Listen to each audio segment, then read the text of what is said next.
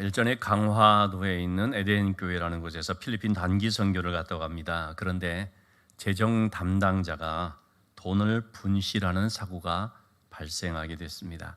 선교지에 갔는데 선교비 준비한 것을 잃어버렸다면 얼마나 이 난감한 상황이 되겠습니까?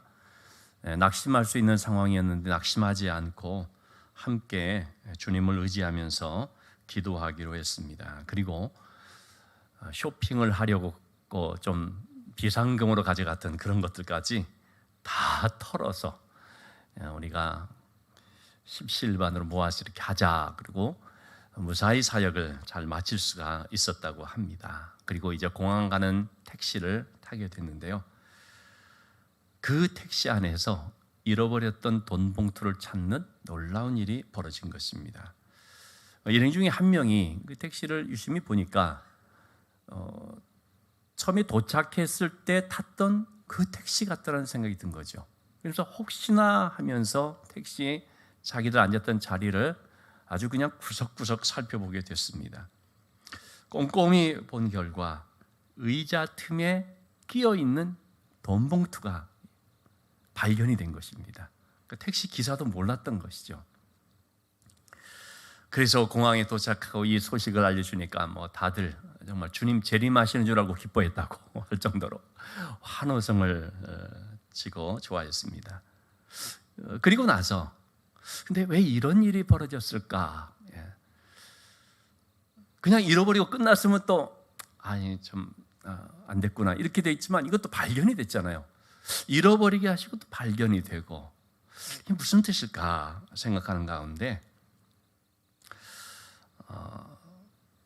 이것을 선교사님이 지금 건축하려고 준비하고 있는 학교 부지에 헌금으로 드리자 하고 드리게 됐다는 거죠. 이것 또한 하나님의 참 큰 그림이 있었던 것이 아닌가 하고 느끼게 된 것입니다. 그러면서 이렇게 고백들을 합니다. 자신들이 쇼핑할 그런 생각을 하지 않고 왜 돈을 다 털었으니까 이제 우리는 할 것 없다, 살 것도 없고 그래서 선교에만 집중하게 해준 것이 큰 은혜였다. 이런 고백도 하고 있습니다. 여러분, 우리는 문제 앞에서 그 문제만 바라보게 되면요 안절보절 못할 때가 있습니다. 그러나 믿음의 눈을 들어서 보게 되면 보이는 분이 있는 거죠. 우리 찬양 가사처럼 믿음의 눈을 들어 보면 보이는 분 계시네. 그분은 지금도 내 안에서 역사하고 계시는 사망과 어둠의 권세를 이기신 예수 그리스도. 우리가 문제만 바라볼 때는 그 주님이 가려지지만 문제 가운데서도 믿음의 눈을 들어 믿음의 눈이 열려져서 우리와 함께 하시는 분, 이 모든 것들을 주관하시는 분이 누군가, 그 주님을 바라보게 되면 그러면 믿음으로 해석할 수 있고 깨달을 수 있고 오히려 힘들고 어려운 일이라고 생각했는데 더 큰 유익을 얻는 합력하여 선을 이루어주시는 일들을 우리가 경험을 하게 되죠. 우리 다니엘서 말씀을 좀 보고 있는데 최강대국 왕인 느부갓네살 왕, 그는 깊은 번민에 빠졌었죠. 왜냐하면 꿈 하나 꿨는데 도대체 이게 무슨 뜻인지를 몰랐던 거죠. 그럴 때 다니엘이 등장을 해서 왕이여 내가 이 꿈을 해석해 주겠습니다라고 얘기를 했습니다. 이 꿈이 어떤 내용인지 알려드리는데 이 은밀한 일을 나타내 보여주실 분은 하나님이십니다. 다니엘은 이 꿈을 통해서 사실은 하나님을 이제 증거하게 되고 그 살아계신 하나님이 어떤 분인지를 드러내게 되죠. 자, 우선 꿈의 내용을 한번 살펴보겠습니다. 왕이 봤다라고 얘기를 하죠. 31절에 보니까 이제 두 가지를 본 거예요. 첫째는 왕이 한 큰 신상을 보셨나이다. 왕이 거대한 신상을 보게 됐습니다. 그것은 광채가 매우 찬란하고요 모양이 심히 두려운데 32절 33절에 그 내용이 나오죠. 그 머리는 그 우상 신상의 머리죠. 순금이고 가슴과 두 팔은 은이고 좀 밑에 배와 넓적다리는 동이죠. 금은동. 그리고 이제 종아리가 한쪽은 이제 쇠, 또 한쪽은 진흙 이렇게 되어 있는 신상입니다. 한번 그림으로 보시면 금으로 만든 머리, 은으로 만든 가슴과 팔, 노스로 만든 배와 넓적다리, 쇠로 만든 종아리, 그리고 쇠와 진흙으로 만든 발, 이렇게 하나, 둘, 셋, 넷, 다섯, 이런 부분으로 이제 나눠질 수 있겠죠. 자, 일단 이렇게 봤습니다. 그리고 또 한 가지를 봤어요. 34절, 35절입니다. 자, 왕이 또 보셨는데 뭐냐? 이번에는 그 큰 금신상과 아주 대조적인 하나의 돌입니다. 마치 여러분 우리가 이렇게 연상하면 어떨까요? 골리앗이라고 하는 엄청난 거인이 딱 있는데 다윗은 물맷돌 하나, 그거 들고 딱 나가는 거 아닙니까? 물론 하나는 아니지만 그 하나를 날리게 되었을 때 금신상이 넘어졌는데요. 그런 어떤 대조적인 풍경이라고 볼 수 있습니다. 이런 큰 금신상이 있는 반면에 또 본 것이 뭐냐면 손대지 않은 돌이라. 근데 이 돌이 신상의 쇠와 진흙의 발을 쳐서 부서뜨리자 쇠와 진흙과 녹과 은과 금이 다 부서져서 여름 타작마당의 겨같이, 여러분 이 추수할 때 바람이 불면 겨가 다 날아가는 것처럼 이렇게 완전히 산산조각이 나버린 우상의 그 큰 엄청난 그 규모가요, 요 돌 하나로 인하여서 완전 산산조각이 나버렸고, 그리고 그 우상을 친 돌은 또 어떻게 됐느냐, 나중에 봤더니 태산을 이루어서 온 세계에 가득하더라. 이런 꿈의 내용을 말해준 것입니다. 두 가지의 모습을 봤다는 거죠. 한 큰 신상과 그것을 쳐서 부서뜨리는 한 돌. 자, 그 뜻이 뭐냐? 이걸 이제 다니엘이 해석을 해줍니다. 36절의 말씀이죠. 왕이여, 이제 그 해석은 이렇습니다라고 하면서 내가 이제 그 해석을 왕 앞에 아뢰리이다. 먼저 금 신상의 그 머리 부분은 이게 뭐냐? 그것은 느부갓네살 왕 자신을 말하는 것입니다. 바벨론 제국이면서 그 나라의 왕인 느부갓네살 왕을 뜻하는 것인데, 자, 그것은 여러 왕들 중에 왕이라. 왕이여, 당신은 보통 왕이 아니고 아주 여러 왕들 중에 왕, 그야말로 탑이 되는, 머리에 있는 그런 왕이라는 것이죠. 그런데 중요한 것은 뭐냐면 그 왕의 자리를 누가 줬느냐? 하나님이 나라와 권세와 능력과 영광을 왕에게 주셨고, 왕이 그것을 쟁취한 것도 아니고 물려받은 것도 아니고, 물론 표면상으로 보면 그렇게 보여질 수 있지만 아버지 나보포살인가요? 그로부터 이제 물려받았거든요, 느부갓네살이. 근데 그것은 사실은 하나님이 주신 것입니다 라는 얘기를 하는 거죠. 그리고 38절의 말씀에 왕은 그 금머리라 라고 얘기를 했죠. 그래서 다니엘이 지금 강조하고 있는 것은 뭐냐면, 왕의 손에 넘기사 다 다스리게 하셨으니 그 권세가 어디서부터 왔느냐? 하늘의 하나님, 즉 모든 만물을 주관하시는 하나님께로부터 왔다라는 것을 말해줍니다. 여러분, 역대상 29장 11절에서 12절 다윗 왕의 고백이죠. 그는 하나님에 대해서 이렇게 고백을 하고 있습니다. 권능과 영광과 승리와 위엄, 이게 다 하나님께 속한 것입니다. 하나님은 모든 부와 귀가 주께로 말미암고 또 만물의 주제가 되시고 권세와 능력이 있는데, 모든 사람을 크게 하시고 강하게 하시고, 이건 반대로 뭡니까? 작게도 하시고 약하기도 하시고, 모든 그런 것을 주관하시는 분은 하나님이신데 다 주의 손이 있나이다. 다 하나님의 손에 있다는 것입니다. 그처럼 다니엘이 바로 그 얘기를 하고 있는 것입니다. 모든 것이 다 하나님께로부터 온 것이고 하나님이 주관하시는 것입니다 하는 것을 말하는 거죠.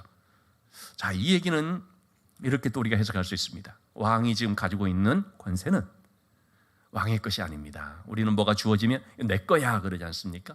그걸 아주 그냥 절대화하려고 항상 있을 거로 생각하는데 그렇지가 않다는 거죠. 왕에게 주어진 권세는 하나님께로부터 온 것이고 또 그것은 절대적인 것이 아닙니다. 하나님이 떠나시면 권세도 약해지는 거죠.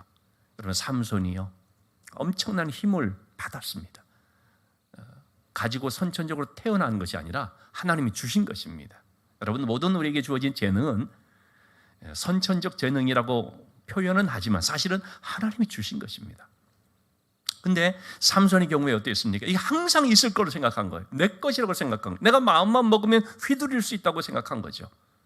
그러나 하나님이 떠나시자, 물론 하나님이 그냥 떠나신 것이 아니죠. 그가 하나님을 떠나고 방탕한 가운데 있게 되고, 하나님을 의지하지 않고 하나님을 바라보지 않고 참 한 여성의 미혹에 빠져서 그만 하지 말아야 될 그런 일들을 해버리는, 그야말로 선을 넘어버리는 일이 벌어지자, 그러자 하나님의 은혜와 능력이 그를 떠나시게 되죠. 그래서 삼손은 어떻게 됐습니까? 아무런 힘을 쓸 수 없는 정말 연약하고 무력한 자가 될 수밖에 없었습니다. 그때 깨달은 거죠. 내 것이 아니었구나. 절대적인 것이 아니었구나. 내가 하나님을 의지할 때 주어지는 것이었고, 하나님을 의지할 때 내가 강건할 수 있는 것이구나.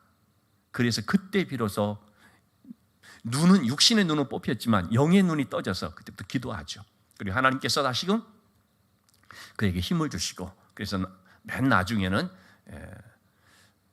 이제 참 그들을, 자기 나라를 침략하고 지배한 블레셋을 무너뜨리는, 이제 크게 좀 무너뜨리는 그런 일을 하고 이제 마치게 됐는데요. 자, 우리는 그걸 알아야 됩니다. 내 것이 아니고 하나님 주신 것이고, 그래서 우리가 하나님을 떠나면 이거는 아무것도 안 될 수 있다라는 것입니다.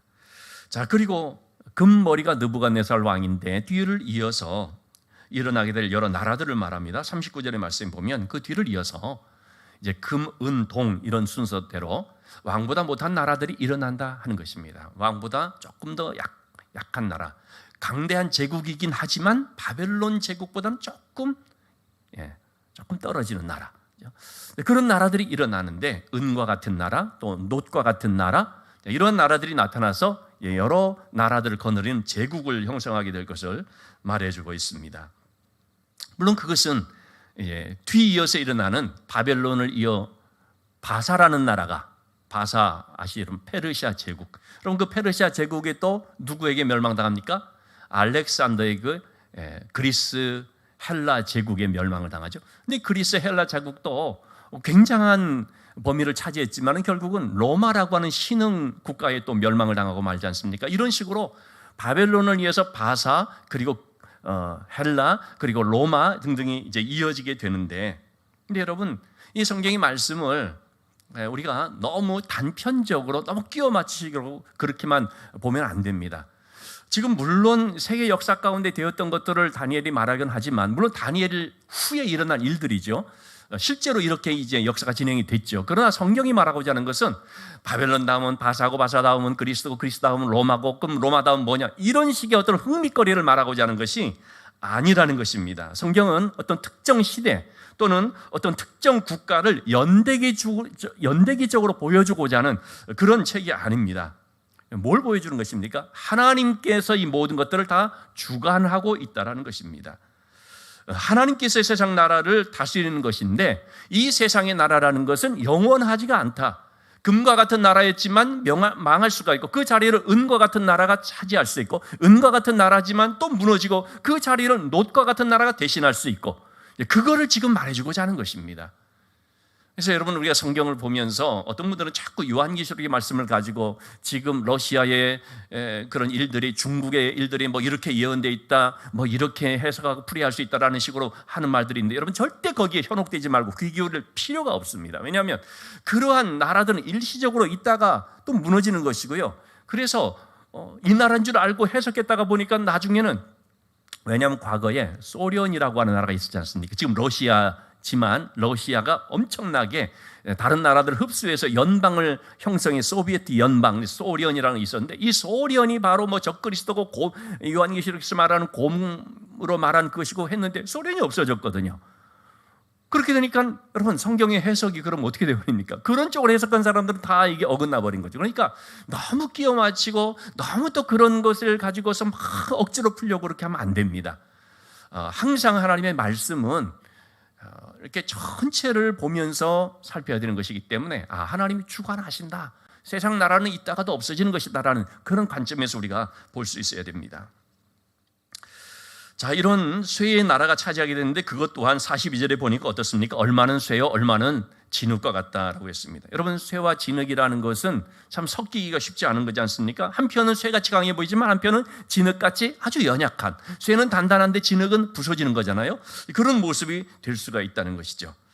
자, 반면에 두 번째 왕이 본 것, 이것과 대조적인 한 나라가 있음을 말해주고 있습니다. 44절 말씀, 그것은 바로 하늘의 하나님이 한 나라를 세우시리니, 하나님이 세우신 한 나라인 것입니다.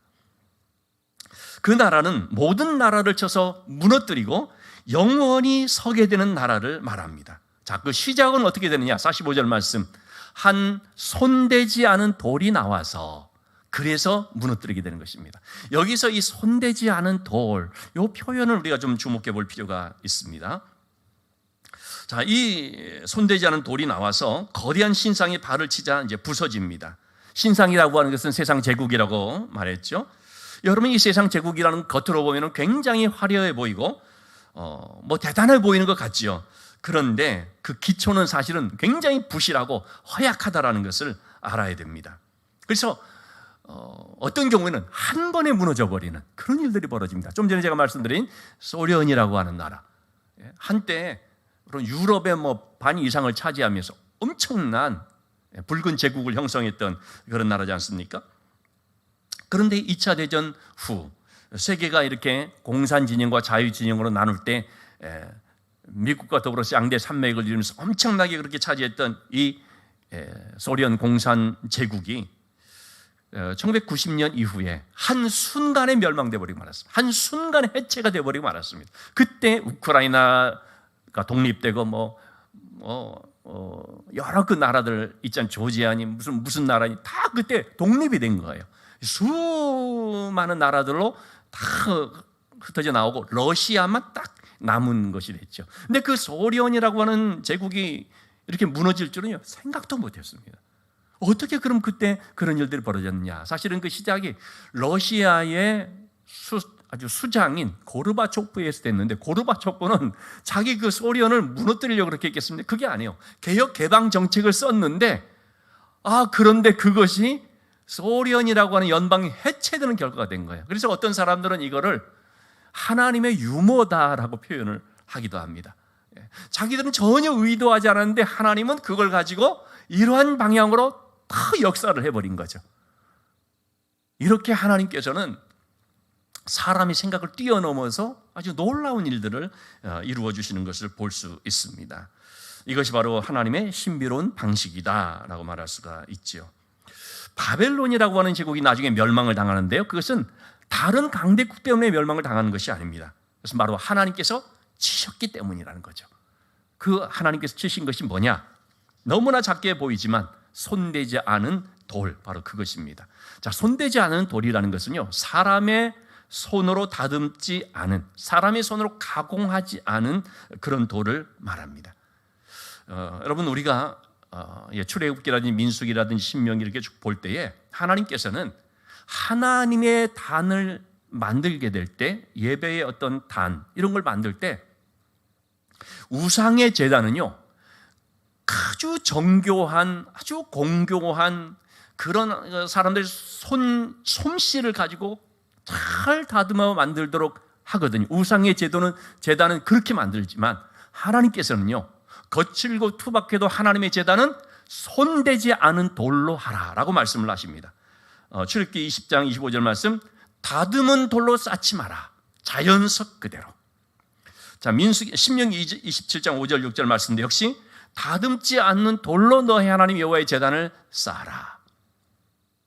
있는 모습 그대로의 돌을 가지고 그것이 연결되어서 만들어지도록 하는 거죠. 여러분, 이게 뭐겠습니까? 우리가 하나님 앞에 나올 때 꾸미지 말라는 거예요. 가공하지 말라는 거예요. 여러분, 그렇다고 해서 무슨 옷 맵시를 잘 꾸미지 말, 그런 뜻이 절대 아닙니다. 신앙에 있어서 어떤 우리 스스로를 꾸미는 그런 예배, 그런 어떤 보여주기식의 신앙의 모습, 이런 거 없도록 하라는 거죠. 있는 그대로. 여러분, 우리가 솔직한 신앙이 돼야지, 남이 본다고 자기의 신앙을 꾸미게 되면 그것은 자신에게도 전혀 유익하지 않고 오히려 해로운 것이고요, 다른 사람한테도 전혀 은혜가 되질 않습니다. 있는 모습 그대로 오시오. 하나님은 우리의 있는 모습 그대로를 받기를 원하십니다. 상한 모습 그대로, 아픔은 아픈 그대로, 하나님 앞에 나와서 나 안 그런데요? 아닌 것처럼. 그런 게 아니라 왜 하나님 다 아시는데 내 아픔 있는 거 다 그냥 내어놓고 뭐 힘들면 힘든 거 내어놓고 심지어 어떤 경우는 의심이 들 때도 있잖아요. 그것도 그냥 내어놓는 하나님. 사실은 말씀을 듣는데 좀 의심이 됩니다. 잘 안 믿어지기도 합니다. 하나님 앞에서 우리가 다 그렇게 할 수가 있는 거예요. 그래서 하나님 저 도와주세요. 안 그런 것처럼 해버리게 되면 여러분 우리도 서로 간에 솔직하게 정직하게 만나야지 신뢰를 할 수 있고 서로 관계가 맺어질 수 있는 것이지 꾸민다고 생각하면 어떻습니까? 뭘 감춘다고 생각하면 어떻습니까? 절대로 관계가 형성이 되지 않고 절대로 사이가 깊어지질 않습니다. 믿을 수가 없는데요. 하나님이 정말 그렇거든요. 우리에게 어떤 걸 요구하는 것이 아니라 있는 대로 나오라는 것입니다. 그래서 솔직한 모습으로 하나님과 만나기를 원하는 거죠. 부족하면 부족한 대로 신앙이 있는 척이 아니고 그 있는 모습 그대로. 자, 그렇게 하나님 앞에 나갈 때 하나님이 받아주시는 것이죠. 자, 또한 이 돌은 무엇을 뜻하는 것이냐? 하나님의 나라를 뜻하는 것인데 주님은 마태복음 13장에서 천국에 대한 비유를 하는 가운데 이런 말씀을 하셨죠. 천국은 뭐냐? 겨자씨 한 알과 같다. 겨자씨 한 알이라는 것은 정말 작은 씨지만요, 이것이 땅에 심어져서 자라게 되면 잘 보이지도 않던 씨인데요, 그 한 알이 자라게 되면요 엄청난 나무로 성장을 해서 나중에는 이런 나무들이 엮어지면 울창한 숲을 이루는 정도로까지 그렇게 아주 풍성해진다는 거죠. 하나님의 나라는 겨자씨와 같은 것입니다. 처음에는 굉장히 미미해요. 자라면서 창대하게 되고 그리고 이것이 풍성하게 되는 것입니다. 복음은 그렇게 시작됐습니다. 예수 그리스도로부터 시작된 이 복음이 마치 겨자씨 하나처럼 하나의 돌처럼요 이 땅에 와서 제자들에게 심어지기 시작했습니다. 제자들로부터 시작된 자그마한 이 하나님 나라의 시작이 어떻게 됐습니까? 예루살렘에서 온 유대와 사마리아 땅끝까지 퍼지면서 지금은 전 세계에 하여튼 수억의 인구들이 복음을 영접하고 하나님의 나라를 노래하고 찬양하며 꿈꾸며 나가는 그런 공동체가 되지 않습니까? 돌이 바로 그것을 나타내 주는 것이라고 하겠습니다. 겨자씨처럼 작지만 태산을 이루어서 영원히 존재하는 나라가 되는 것. 작은 여러분, 이 돌은 결국 누구를 말하는 것이냐? 사실은 예수 그리스도를 말하는 것입니다. 하나님 나라의 그 보배롭고 산 돌, 베드로전서 2장 4절에서는 바로 그렇게 표현한 것이죠. 이 돌은 보배롭고 산 돌, 살아있는 돌이라는 거죠. 바로 그 예수 그리스도를 믿는 자에게는 생명이 되고요, 그를 믿지 않는 자에게는 마태복음 21장 44절에 나오는 것처럼요 사람들에게 깨어지는 사람들이 깨어지는 그런 돌이 되면 즉 심판하는 돌이 될 수가 있는 것입니다. 자, 왕이 꿈에서 본 것은 두 가지입니다. 첫째는 거대한 신상이고 또 하나는 손대지 않은 돌인데 그 돌이 이 거대한 신상을 무너뜨리게 됩니다. 이걸 통해서 무엇을 생각해야 되는가? 여러분, 우리를 두렵게 하는 거대한 신상들이 있을 수 있지요. 땅의 현실, 어떤 슬픔, 나에게는 너무나 크고 거대한 신상처럼 보이는, 요즘 코로나라고 하는 거 전 세계를 휩쓸었잖아요. 이것도 하나의 소위 그런 표현을 쓰잖아요. 전대미문의 사건이다. 한 번도 있어 보지 않았던, 전 세계를 이렇게 하는 일이 있을 줄은 생각이나 했겠어요. 이것도 하나의 거대한 신상과도 같을 수 있습니다. 우리를 위축시키고 우리를 불안하게 만드는 것. 물질 문제가 그럴 수 있고, 질병의 문제가 그런 것이 될 수 있고, 관계의 문제도 그런 것이 될 수 있습니다. 우리를 고통스럽게 하고 우리를 연약하게 만듭니다. 그러나 우리가 그런 문제 앞에, 그런 현실 앞에서 그것만 바라보면 우리는 그러면 그럴수록 자꾸 위축되고 연약해질 수밖에 없지만, 우리는 그 가운데서 그것을 단번에 무너뜨리는 산돌이 되시는 예수 그리스도가 있다는 사실을 봐야 되는 것입니다. 느닷없이 날아와서 그 신상을 한 번에 쳐서 부숴드릴 수 있는 그런, 다윗에게는 골리앗을 무너뜨리는 작은 물맷돌 같은 그 생명이 누구냐? 예수 그리스도라는 것. 그래서 우리는 거대한 신상 앞에서 그 돌을 부숴뜨리는 손대지 않은 돌 되시는 예수 그리스도를 바라봐야 되고요. 그 예수 그리스도의 능력을 믿고 의지해야 되고요. 그리고 그 이름의 권세를 힘입어서 기도해야 되는 것입니다. 이것이 바로 예수 그리스도를 바라본다라고 하는 뜻입니다. 오늘날 여러분, 많은 사람들, 예수 믿는다는 우리 역시도 거대한 신상을 바라보는 삶이 있습니다. 그게 뭐겠습니까? 세상의 화려함만 추구하는 거예요. 세상의 성공과 출세만 지향하는 것, 이것이 바로 그 신상을 바라보는 그런 삶이라고 할 수 있습니다. 또는 그 신상 앞에서 반대로 너무 염려와 근심으로 위축된 그것 또한 이 신상을 바라보는 삶이라고 할 수 있습니다. 근데 여러분, 우리가 세상에서 어떤 성공을 얻었다 한다 할지라도, 어떤 명성을 얻었다고 한다 할지라도, 우리에게 예수 그리스도가 없으면, 예수 그리스도의 생명이 없으면 그런 성공과 번영이라는 것은요, 아무 의미가 없습니다. 여러분, 그것은 하나님의 선한 일을 할 수 있는 능력이 되질 않고 오히려 어떻게 됩니까? 나를 망가뜨리는 그런 요인이 되어버릴 수가 있습니다. 어떤 사람은 돈 많이 벌었기 때문에 그것으로 팡탕해버리고, 어떤 사람은 출세했기 때문에 그것으로 빗나가버리고, 예수 그리스도라고 하는 참 생명이 나에게 없으면 내가 얻었다는 바로 그것 때문에 오히려 내 삶의 유익이 아니라 해로운 일들이 나타나는 걸 볼 수가 있다는 것이죠. 여러분, 우리가 열심히 일해야 되죠. 열심히 노력해야 되죠. 할 수만 있으면 어떤 자리에 올라가겠죠. 전문 지식 가져야겠죠. 실력을 얻어야겠죠. 그런데 반드시 거기에 뭐가 전제되어 있어야 되느냐? 예수 그리스도가 나의 주인이라고 하는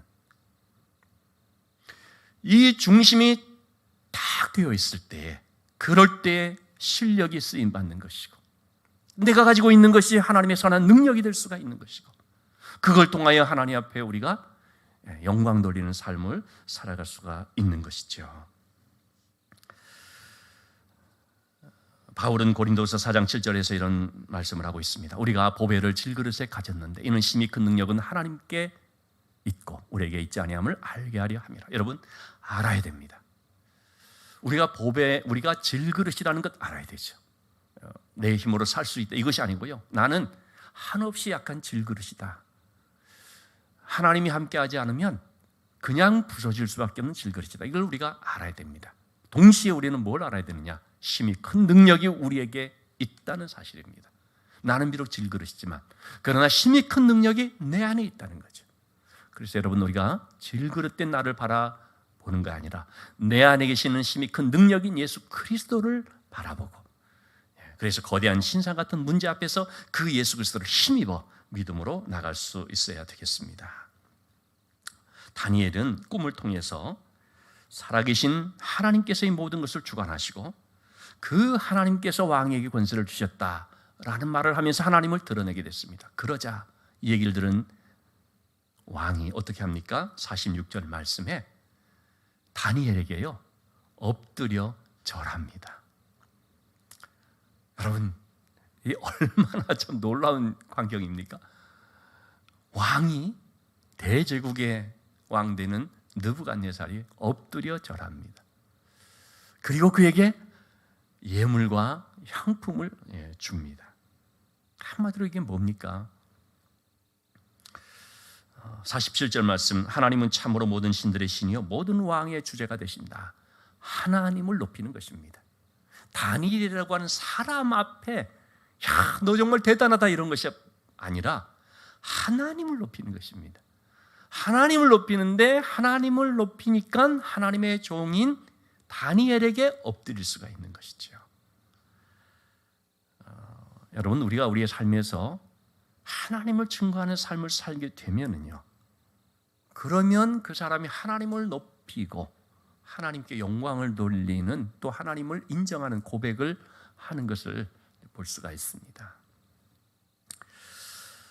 여러분, 우리는 이 세상 속에서 세상적 가치관, 크고자 하고 강하고자 하고 높아지고자 하고 화려한 신상을 추구하고자 하는 이런 것들, 여러분, 이런 걸 우리가 깨트려야 됩니다.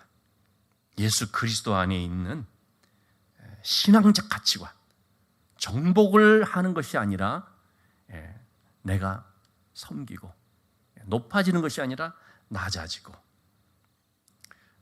주의 이름으로 봉사하는 이 가치관을 우리가 가져야 됩니다.